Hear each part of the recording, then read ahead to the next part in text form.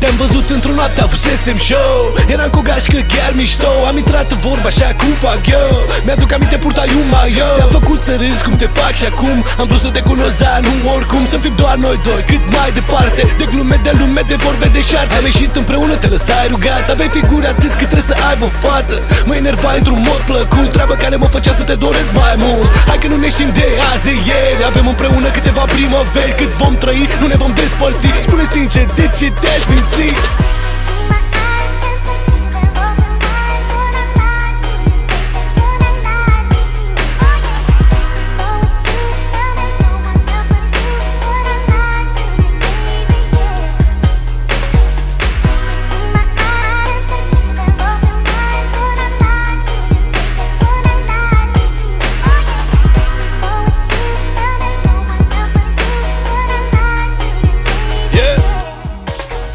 Și a durat ceva, dar am ajuns cumva să te întreb ceva, iar tu să răspunzi da.